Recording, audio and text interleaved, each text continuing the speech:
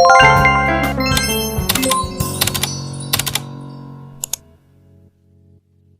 datang kembali guys.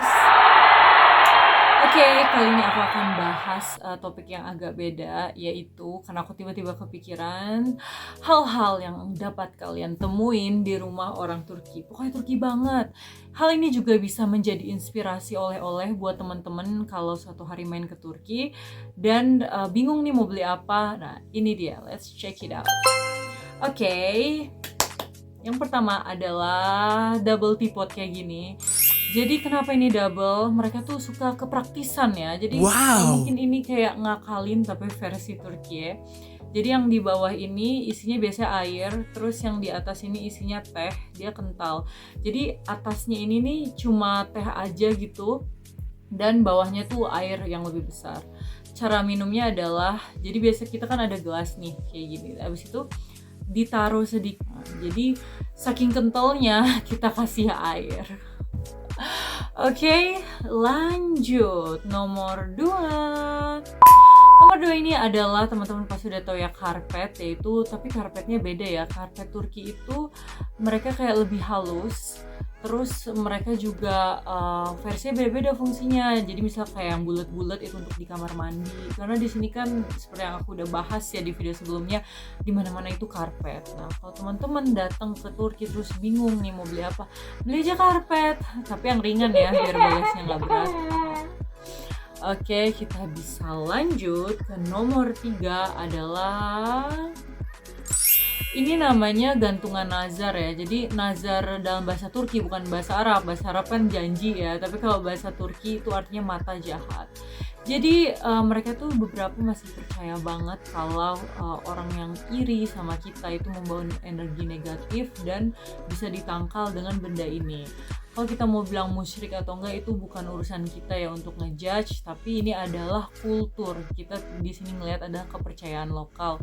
Kalau biasa teman-teman jalan-jalan ke let's say ke Istana Topkapı atau Masjid Sultan Ahmet, teman-teman bisa beli dalam bentuk gelang atau dalam bentuk kalung. Nah, tapi bukan untuk dipercayai, cuma untuk seru-seruan aja. Jadi ini kayak udah dari lama gitu loh. Alright, lanjut. Yang pasti ada di rumah orang Turki adalah gelas lucu ini.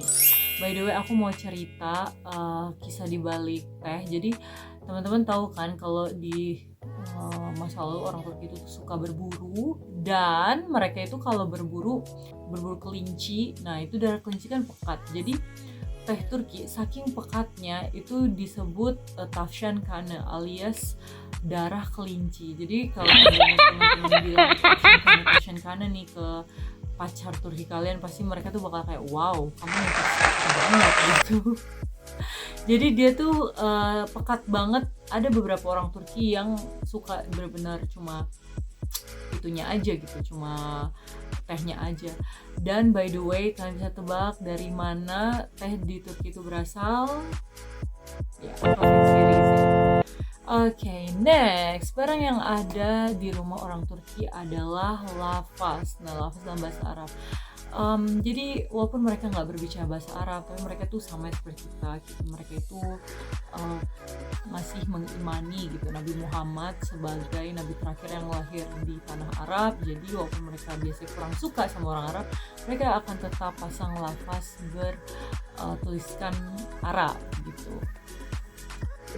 Selanjutnya, ini sangat cocok buat oleh-oleh, yaitu kain buat mandi yang buat ngosek. Jadi di sini sebenarnya dijual juga sih shower puff, cuma ini lebih tradisional ya. Kelihatannya ini lembut, tapi sebenarnya dia itu tuh karena handmade kali ya, dari benang rajut. Dia tuh nyikis banget loh guys. Jadi saat pertama kesini aku tuh culture shock karena jarang banget orang luluran.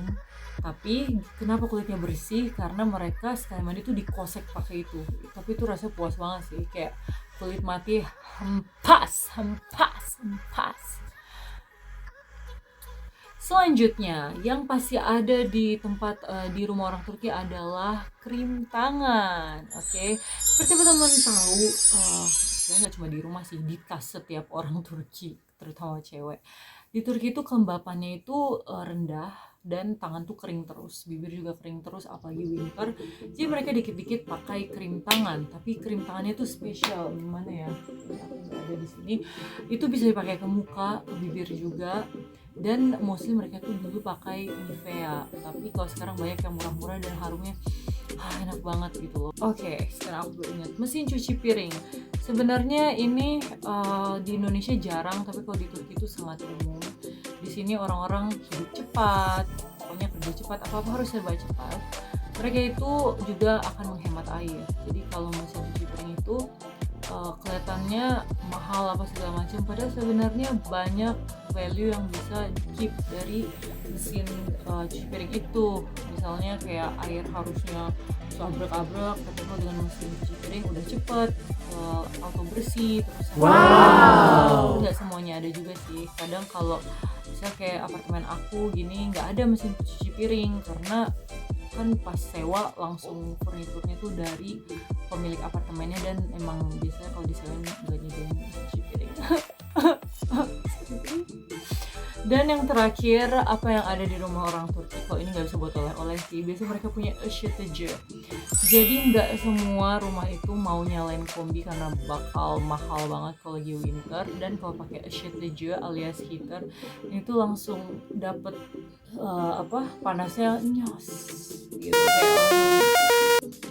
kayak kita. Jadi ini tuh nggak boleh deket-deket ya, kalau terlalu deket bisa kebakar kulit, jadi panas banget. Oke, aku mau nambahin by the way, hal yang Turki banget adalah kayak aku tuh ngeliat banyak banget umumnya sampo, sabun, shower gel lah, pokoknya gitu-gitu yang buat mandi toiletries itu dalam ukuran yang gede-gede banget. Ada sih yang kecil, tapi misalnya kalau kita ke kayak minimarket yang nggak terlalu lengkap, let's say kita ke Bim atau Shop gitu, itu kan terbatas ya, itu umumnya di display itu yang gede-gede banget, jadi kayak lama banget habis. Bayangin aku pakai shampoo pas rambutku panjang itu habis setiap 2 bulan, dan setiap pas rambutku udah pendek kayak gini, shampoo sama sabun tuh habis per 3 bulan. Pada aku tuh mandi setiap hari loh guys. Oke deh, mungkin kali ini segitu aja. Sebenarnya ada lagi, tapi kayak aku bikin part 2 aja ya, biar teman-teman gak ngantuk. Gimana? Seru nggak? Penasaran nggak? Kalau penasaran terus dong di kolom komentar. Oke, sampai jumpa di video selanjutnya.